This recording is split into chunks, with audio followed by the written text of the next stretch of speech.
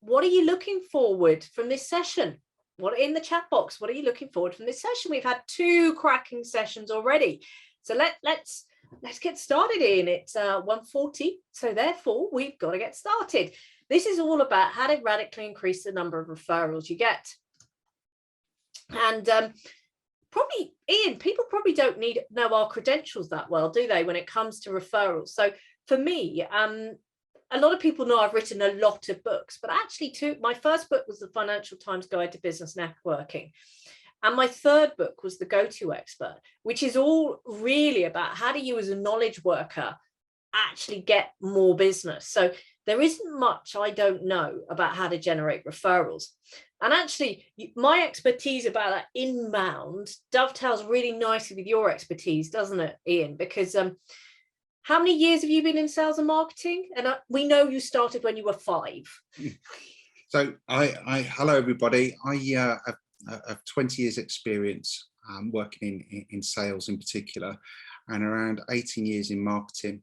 I've owned 3 businesses, a social enterprise, a software agency, and also a marketing agency, which I had at £1 million turnover. So I've definitely lots of experience in generating referrals and from clients. And so it's a subject quite close to my heart today, because I think it's a very special and easy way to build your practice. Brilliant. A couple of shout outs. I've just seen Joanna's here and she's joined, and it's about midnight in Australia. So thank you very much, Joanna. And I can see we've got one of our favourite club members, Simon, with us here. So say hello to Simon. You know, we've got to look after our members. We love our members in the club. So what are we going to be looking at this? Over to you, Ian. Okay, so we're going to be looking at how to capitalise on the honeymoon period with clients to generate referrals from them. When new clients are on board, they come with a whole suite of new contacts, and it's a really good time to extract all the information and friends, colleagues, ex-co-workers from them. We're going to be looking at how to avoid the most common mistakes your firm is making with its client service. It's a big topic with our members at the moment, looking at how to add value at each and every stage. Another one, why giving stuff away for free is a flawed strategy. That's a big topic that's come in the previous session today. Some of you will have joined us for those, and how to use the service model to generate referrals. So we've got another member, Lauren. So actually in this session, we're going to give you a taster of the materials we go through on our 14-week new Business Accelerator program that we run for members. Now, we've done our sums, haven't we? Normally we let the accountants do our sums, but we've actually found that the members that commit to this program typically generate, in the sort of 14 weeks they're on it, between 10 to 50k of new work within the program. And actually, when we measured it at 5 weeks in, 6 out of 10 of the members of the first cohort had generated over 10k of new business. And when we totted up the figures at the end of the first cohort, 260k of annually recurring income had been generated. We also know, having spoken to those people that were on cohort 1, that they haven't stopped generating work since the program finished, and they typically generate 5 to 10k a month using the momentum they've built off this program. Now, as I've said, the new Business Accelerator is available to our members who are Grow or Boost, and we run it twice a year, and our seed members are welcome to come along for an extra fee. So you and I, Ian, you know, our marketing business development knowledge is really, really complementary. You're better at the more strategic brand visual stuff. You're always the one going, that font's not right, or it's the wrong color. And I'm like, yeah, okay. But interestingly, referrals is my thing. And you know, and I know that it's really difficult to scale with referrals. We often see them as happy accidents, difficult to predict. And so one of the first things we're going to look at is, how do you systemize referrals? Because you can do to a certain extent. So let's first break down to, how does a referral actually happen? Because often we fall into the trap of going, oh, you just got to ask for them. No.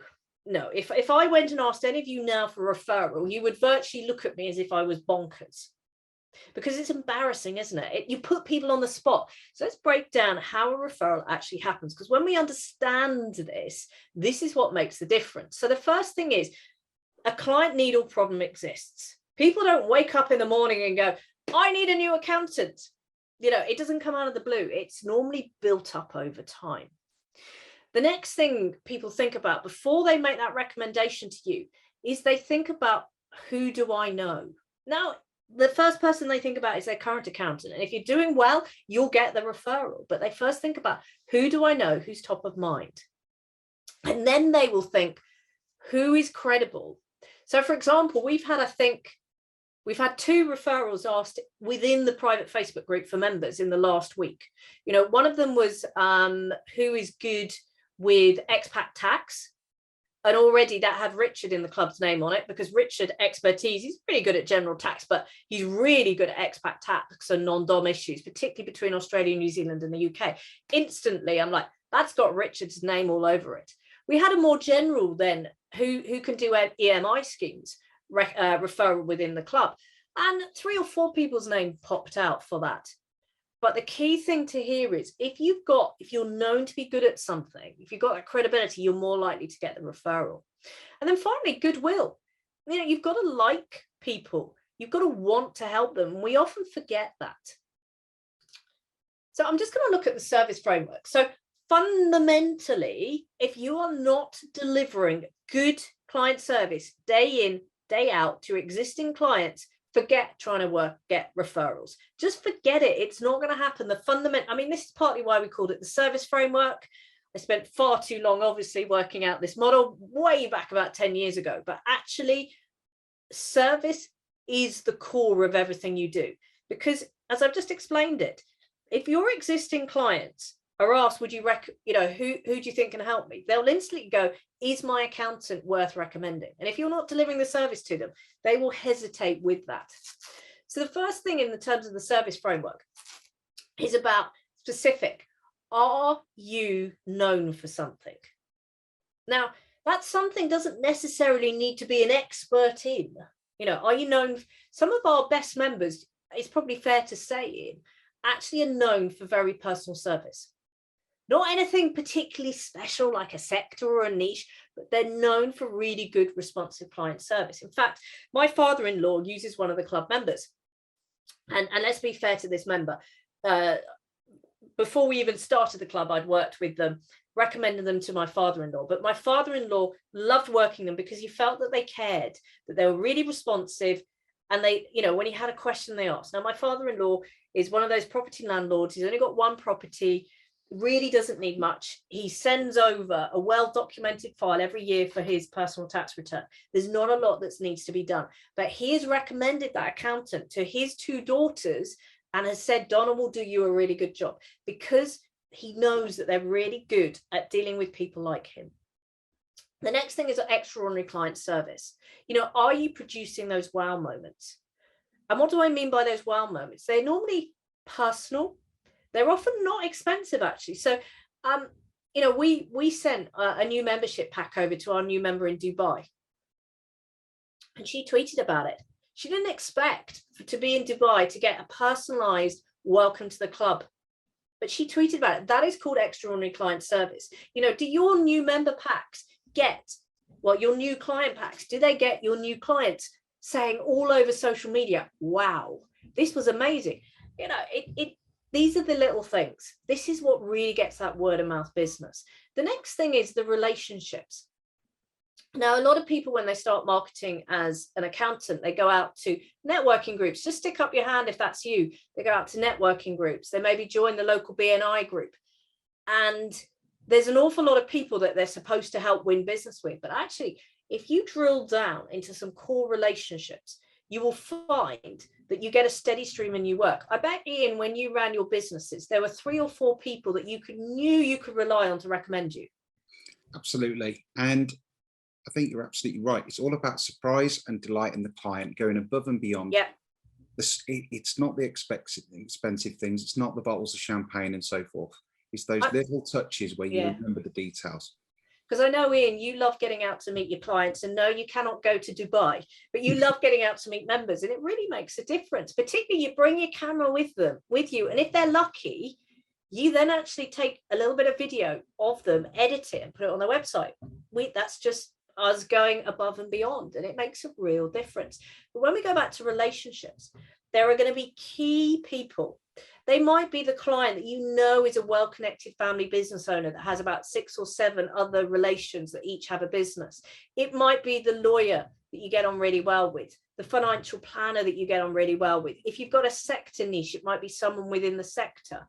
But typically, if you've got, it will be the bank manager. If you've got those 3 or 4, what people in networking often call the power team, you know, if you've done any sort of B&I training, you would have heard that. These are the people that will help you do that. You know, interestingly, one of our power team was Donna. It was a recruiter we regularly recommended to out to our members, so much so that she became part of our business and the accountants recruiter. So Joe, who's our newest recruit into the accountants recruiter, that's the history for you. So then visibility, it's all very well having these relationships, but remember, if we go back to those 4 core ingredients, if you're not visible, if you're not top of mind, if you're not being talked about, you're not going to get that recommendation. So how are you keeping in touch with your current clients? And I know, given that you're on this webinar, you probably do more than just the once a year, twice a year, and need to do your tax return year-end work. But actually, how are you keeping in touch between times? And we're not talking about the email that arrives once a month trying to sell a service. Clients hate that. And I'm telling you as from a new business owner. And to give you an instant, I get almost no emails from our accountant, but I've never felt so supported. Reason being is they're always checking on me on text because they know that text is the best way to get to me. It's another example of extraordinary client service. The next thing is, are you taking the initiative? Because a lot of us just sit back and rely on hope as a strategy to generate referrals. But are you actually taking initiative? Are you looking out for those key relationships? Are you occasionally reaching out to clients to see how they are? You know, we heard in that first webinar, Graham talking about them taking the initiative, giving proactive numbers at year end, you know, having a business conversation at year end and letting the more junior members of staff do the sort of nitty gritty of the compliance stuff. And okay, if you're a really small firm and you don't have that luxury of junior staff, actually that could be that you do the nitty gritty by email. So you reserve the conversation to be with people. I'm looking at Guy because I know you're a tax specialist. Initiative is what is going to really pay your way with Nikki and her firm. So, you know, where are the files that you need to look at? Where are the obvious wins that you can find? How can you proactively start that dialogue with clients? You know, and suddenly you'll find that the work comes to you. Now, collaboration is where you work mutually with other people for your mutual gain. So literally, we needed some good tax specialists. And I said to our tax specialists, look, come into the club. I'll give you, you know, I'll look after you. And I know that you'll get at least 1 referral a month that will more than pay for your membership. And you know what? He is. This is kind of a collaboration. By the way, if you know any VAT specialists, we'd love to have them as paid members of the club. They are our most recommended tax specialist is VAT. So collaboration is where you find those people and you literally go to market together. That could be, for example, we've done the first 2 of the sessions in Amplify Your Growth Week with clarity and practice ignition. That's collaboration. Now, educate. It's really easy if a mate of yours comes up to you and says, I need a new accountant. It's really easy to go, oh, that they need a new accountant. It's really easy, isn't it? But actually, what are the signs that a business owner is needing a new accountant before they get to that point and go, I've had it up to here with them. They never answer my emails. They never pick up the phone to me. They always bamboozle me with jargon. And by the way, those are often the reasons people leave their accountant. What are the signs that they're starting to get annoyed? And those are the signs that you need to tell your network of referrers. Look, if you're talking to someone and they say, my accountant never seems to care about me, that's the point where we would love you to say, oh, well, you must speak to so-and-so, they're brilliant. And if you can educate them on the signs, that is going to help you start to get these people around you to systematically refer you. So I'm going to you guys, I know you're a tax specialist. How can you sit down with the people in your firm guides, the people within your management accounts team, the people within your stats team to go, right, if you see this, let me know because there is an opportunity for us here. Now, the 5-level relationship model is something that we've used time and time again, because we often think that everyone can refer us. And by the way, when you start to think that everyone can refer you, you get overwhelmed and you don't do a thing. The reality is, before you're referred, there needs to be quite a deep level of a trust there. And your relationship with a contact can be one of 5 levels. There's the identify level, where you know their name. You will probably not had if anything, you've had a one-way conversation at most. So some of the people who have come on this webinar, you may only be at the identify level with us. Although probably now you're at connect, because you're having that one-way, two-way dialogue. You're starting to speak. But I know Joanna, you and I exchanged a little message across LinkedIn. We're probably at the connect message. You're not going to go to another New Zealand or I think Aussie-based accountant and go, oh, you've got to join the Accountants Millionaires Club. I can't do an Australian accent. I'm not even going to try to, because we just don't know each other well enough. We've not delivered any value. Now, you can do identify and connect really, really well on social media, because social media is searchable. You no longer need to turn up to networking events hoping that somebody's going to be there. Now, engage is where you actually get off social media, get away from the niceties of the shaking the hands of that face-to-face networking event and making small talk, and have a one-to-one. At a pinch, this can be by instant chat, instant messenger. But typically, this means you've got to see the whites of their eyes. You've got to get to know them, understand what rocks their world, what's important to them. And that's level 3, engage. Now, at level 3, this is where referrals may start to happen. But actually, collaborate and inner circle is where the referrals really happen.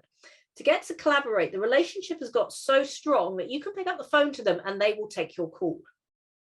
This is the point where you are naturally being thought of. And in a circle is where the relationship has got so strong, it's moved out of its existing scope. Maybe it's got to the point where instead of talking about accounts to them, you talk about running their business, or maybe they come along to your daughter's wedding or christening or whatever. But if you don't spend the time with someone, if you don't have the touch points, the inner circle will go down to the collaborate will go down to engage, the engage will go down to connect will go down to identify. And if you think back to what we were talking about in terms of that service framework, that visibility, you've got to make sure that you're keeping in touch and the initiative to do so. So, as I've already said, referrals are built upon that foundation of great client service. If that is not, it's happening. It doesn't matter how good Guy is at tax planning. They're never going to talk to you if there isn't the day-to-day basics being done well. So let's talk about some of the essential housekeeping. With one of our members, we helped them do this because they started talking to us in August 2019. Because they've got no referrals, they've got no new business that month. They were like, what? And there was a swear word inserted. What is going on? And we realized that they were just not really working the internal marketing engine to existing clients. And we took them through this essential housekeeping. And as a result of doing this work, they now regularly win 5 to 10K of new business every single month. The biggest thing that they did was they had the firing list. They literally had a list of clients they wanted to chuck. And they had a conversation with those clients. And they said to them, look, you really need this service level from us because we can't support you at the moment. You really need this service level. And we've got a choice. You can come onto the service level and we will do this for you, or we'll help you find a new accountant. And they found that 2 out of 3 of the clients they had this conversation with jumped up the service levels and actually became a nice client. Actually making sure that they were regularly contacting their clients. And they weren't doing it to sell, but Paul, as his name was, did something called Paul's Tough Talking Tips, which was a bit of video that he then repurposed into a blog, which he then sent out once a month. And he knew that it was working because he sent out quite a tough talking tip at the time that bounce back loans were about. And he said to his client base, if you have not got a bounce back loan, then you do not deserve to be in business. You are never going to get an interest rate of 2.5% ever again. If you can't make money out of that, just sell your business. It's not worth you being here. And after the 3rd client rang him up and said, Paul, I've now got a bounce back loan. What do I do next? He realized how much his clients were valuing this. So make sure you're doing that housekeeping. And this is the big one. There are some practice management systems that are very much set up around the regulatory deadlines, and you're going to need to go in and tweak and set them up against your internal deadlines. We've got members that use Centre, and they really set, say, for example, their deadline of wanting to get year-end accounts done within 3 months of year-end, not which Centre is not one of those software packages that naturally pushes you to the regulatory year-end. But yeah, are you doing all this essential housekeeping? But how do you demonstrate your credibility to existing clients? We're going to come back to that again. Are you delivering on the basics well? If you're not returning calls, if you're not getting back quickly, they are never going to have a conversation with you about how you can help their business further. I remember leaving one of my accountants when, for the 3rd year in a row, they weren't able in October to tell me when I could expect my tax return to be done. I wasn't saying it needed to be done in a week. I just wanted, when can you expect for it to be done? I'd send my information in and I wouldn't hear from them for literally 8 to 12 weeks. And on the 3rd year this happened, I thought, for insert 3 little FFS words, I thought, I need a new accountant on this. But actually, interestingly, which we heard from Graham, is that they're not wanting you to be a yes person. They're wanting you to educate them and be their critical friend. They're actually wanting some tough love. They're wanting someone to turn around and say, there's a problem here. They want to use their language, not you need a cash flow forecast, as Graham said. If you don't do something differently now, you will lose your house in 6 months' time because your business will run out of money. They want to hear their language. They want to hear that you understand what pressures they're under. And as Graham said, people don't buy you because of the software, they buy you there because of the solution. But it does help if you're going to be the Xero, the QuickBooks, the Practice Ignition, the Dex, that you have that badge and accreditation in there. But also, we often get so hung up on client confidentiality. We never just drop in the stories of, oh, we were working with this client and we helped them do this. Just as I've dropped in that story of how we helped Paul add 5 to 10 grand at the beginning, where we talked about, the people that have gone through our new Business Accelerator process, how much new business they were winning. But the next thing is, if you're to get those referrals, get good at spotting existing clients' pain. I remember in the first session, Graham talked about using dashboards. So he particularly uses the Clarity, the Dex Precision. You may know that as Xavier. He uses those dashboards to be able to pinpoint where there's an issue. Are you doing those regular health checks? Are you getting somebody at the end of each month just to check the client's Xero or QuickBooks or Sage or free agent accounts? Graham said that was making a massive difference, actually making those health checks happen. But also, he did the annual business review. Now, that's not a year-end meeting. He did an annual business review with them. This makes a massive, massive difference. We've got to stay in touch with people. But it's not just about you. It's about, what are your team doing?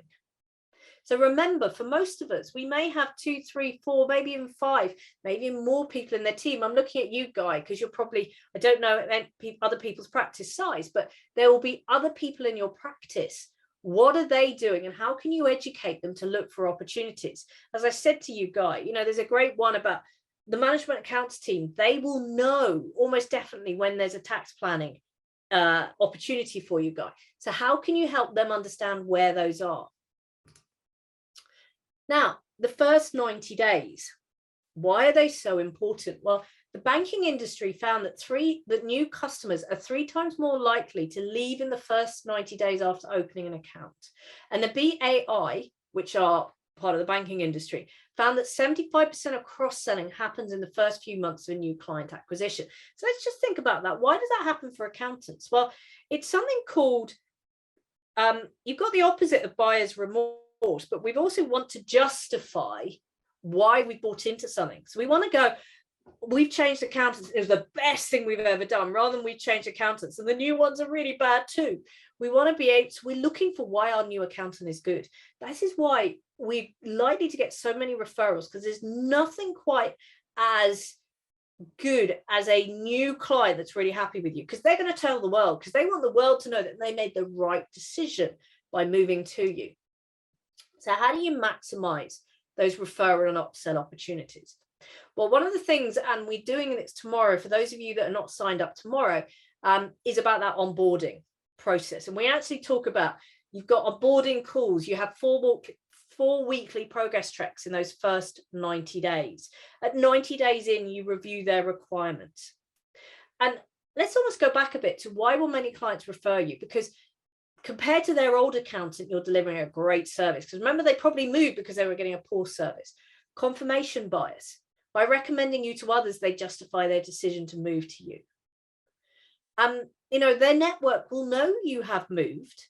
So they're going to ask them about their experiences and whether it's worth moving. But how do you also maximize? You do what you say you're going to do with those new clients, because they probably moved because their old accountant wasn't doing what he said or she said they were going to do. We've talked about creating those wow moments, but also this is something that Paul Miller does. Now, I have no idea how it works and if it does work, but if it does work, it's about priming the client. It's not about going, hey, give us a referral. It's about priming them to go, if you're hearing of someone unhappy with their accountant and you're happy with our service, we'd appreciate you introducing us. It's priming them. It's not saying, give us a referral. It's just saying, look, if you hear of somebody and you're happy with our service, please introduce us. So we're often told that giving away freebies will mean our clients will value this and refer us or want more. Now, what happens if it's free is they may actually not need it or won't value it.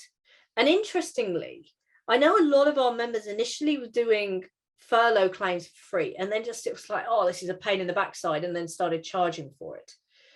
And initially, because it was free that people were doing it, the clients were going, well, why do you need to charge it? And they go, well, fine, you can do it yourself, we won't touch it. They then looked at the information they needed to supply, went, okay, you can do it. This looks far too complicated. But because it was free, there wasn't the perceived value there. And remember Graham in the first session.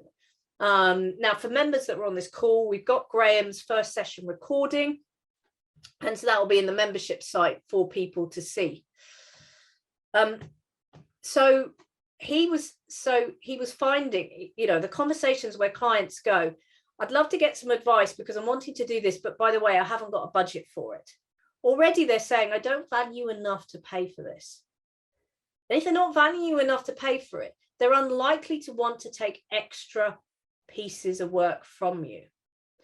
And interestingly, many clients got loads of free support over the pandemic. We heard of accountants doing cash flow forecasts for free and this, that, and the other. But did they use it? No. And then they kicked up a fuss with the fee increases that the accountants were trying to charge. And this strategy didn't result in higher fees or more referrals. And often the value of anything you do for free is actually before you're given it. It's not after you've had it. The value isn't there anymore. It's when you want it, when you need it. That's when there's value. As soon as you've had it, there's no longer value. So Ian, when does giving stuff away for free actually work? What have you seen that works? It only works if it's something of value. I think for me, what worked for me was actually putting my clients who referred the most in the spotlight. And in return, I got the praise. So I wouldn't be afraid to feature them in your marketing material and giving them a platform to promote their business if it's going to help you, because it will bring more clients in. I think that's a nice easy win, really. But I think giving the wrong stuff away, giving too much of your time, which is the big one I see from my clients in particular, that's a flawed strategy, and it can affect the whole team as well who copy it. Yeah, absolutely. The whole, can I, as I think Ainsley put it very well, we'll happily have a 10-minute chat by the phone. Anything more than that, that's a paid meeting. And if somebody's needing more than 10 minutes advice, what they're really wanting is they're needing something that's longer, more detail. It's not a quick pick your brains. And actually, you've got to, and we discovered this with Karen, didn't we? When she came, Karen Eckstein did a session around engagement letters. Actually, you've got to be really careful with the free advice you're giving.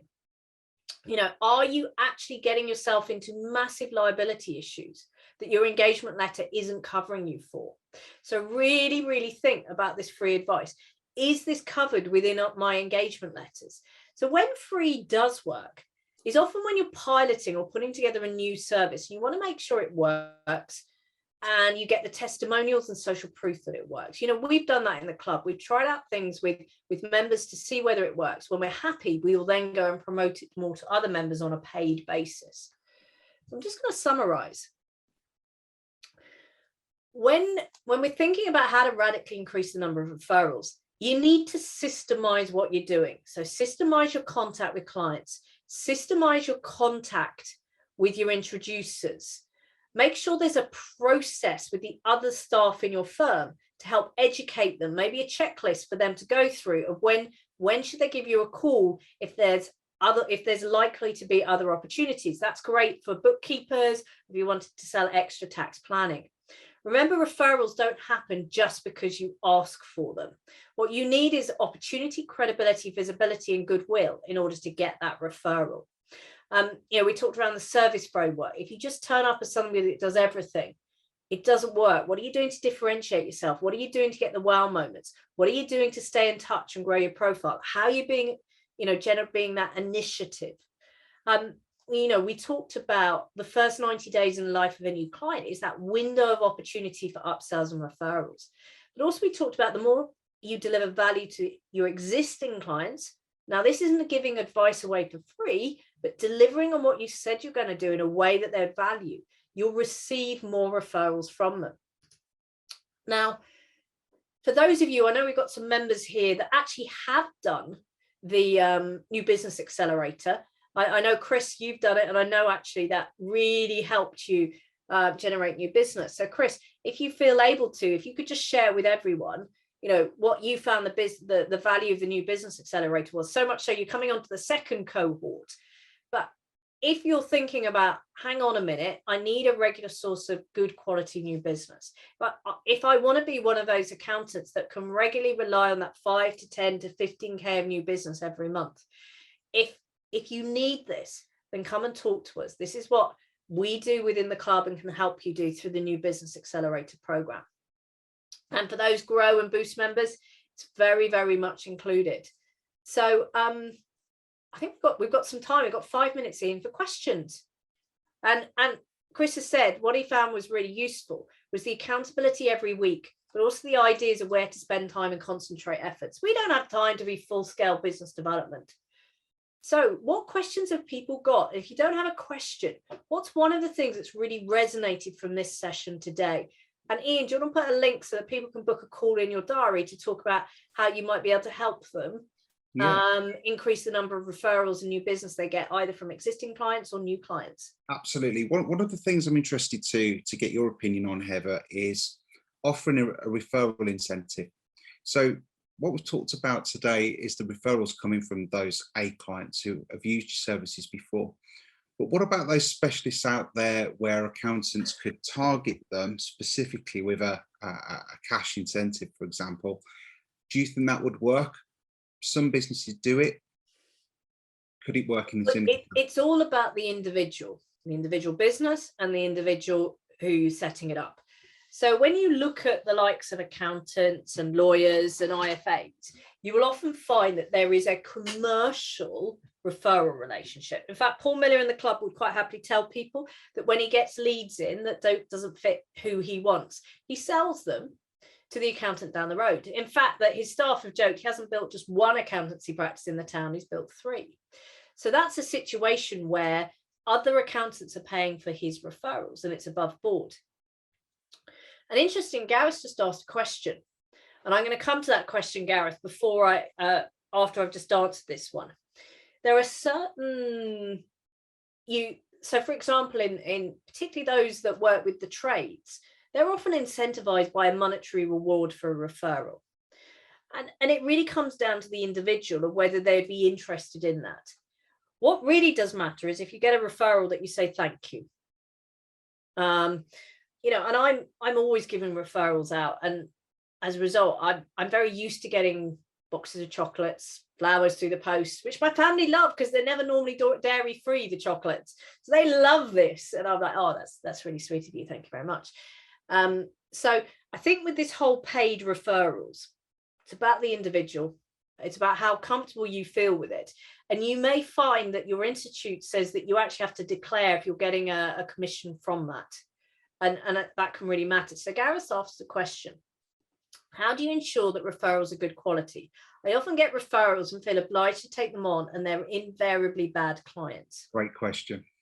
And this is a really tricky one, isn't it? And the reality is that it's always your existing clients. So the first thing you do is, with your existing clients, be really clear about who you work with. You know, our outsourced FD actually specializes in construction-based businesses. So I always know who to refer them on to. You know, we're an anomaly. It's kind of a little bit strange how we work with them, but I know that it's construction-based businesses, and that's the sort of thing that I will make introductions for there. So the first thing is helping your existing clients know what business you would welcome. We have a golden rule. We'll often get referrals to people that our members think which should be a great fit for the club. And we will always offer to speak to them for half an hour, as a thank you to our member. But if, as during that conversation, we realize they're not a good fit, we'll actually say to them, we're not a good fit to you, but we believe you would be better off with, and we'll make that introduction.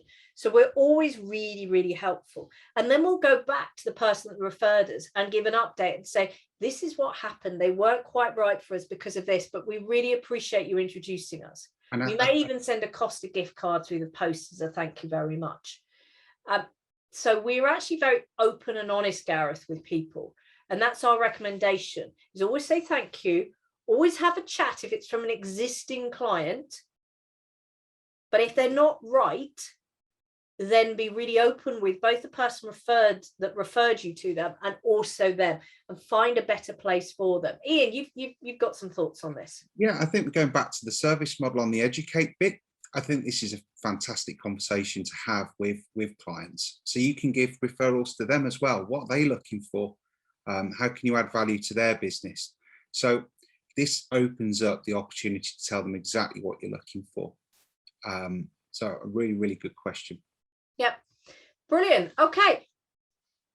People that are listening, this is the last part of day one. We start again day two with carbon, really looking at practice efficiency. So in the chat box, I'd love to know what's really resonated with you today, either from this session or those of you that were on the first two sessions of the day. Just in the chat box, tell us what you're taking away as a key learning from today.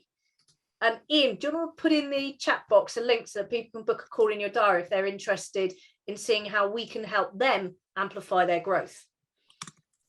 So I'd love to know, Lauren, I know you asked some questions, Simon, Chris, what's something you're taking away from the sessions today? Yes, reinforcement of the notion that communication is key in everything. That really came out, didn't it, in that session with Gareth, Chris, about changing your language, actually reframing it, not, talking about their language, regular touch points. Thank you very much, Chris. What about you, Andrea? Because I know you've been on 3 sessions. Gareth, I think I've seen you in 3 sessions so far. What have been your takeaways? I'm trying to think. James, I think I've seen you in 3 sessions. What have been your takeaways? And Joe, I know this is probably your first real session with us in the business. So Joe, what was something that you've learned today? This is where everybody's thinking.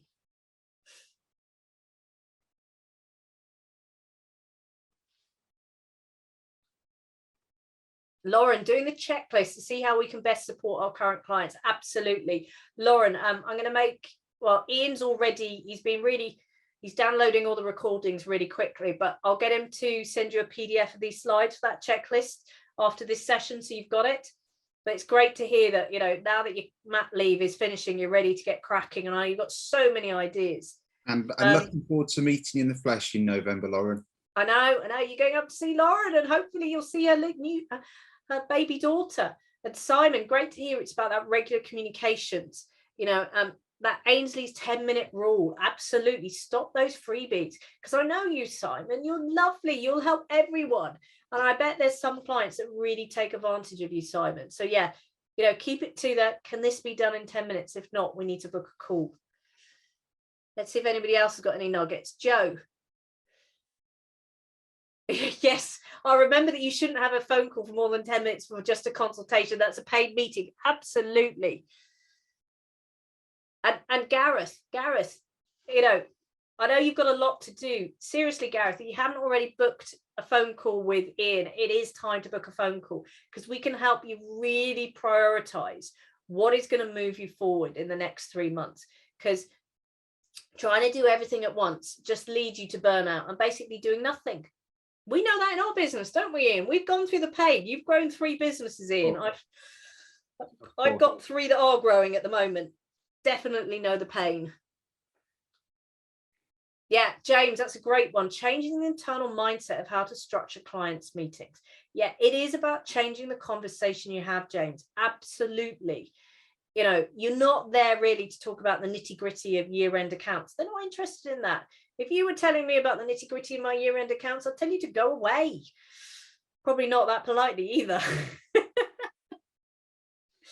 Absolutely. Right.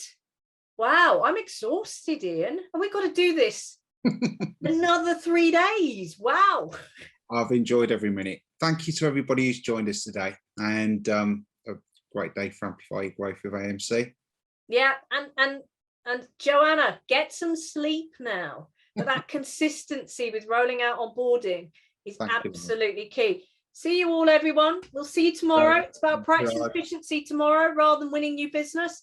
And it's a subject that's becoming near and dear to my own heart. So see everyone. Speak to you soon. Take care. Bye.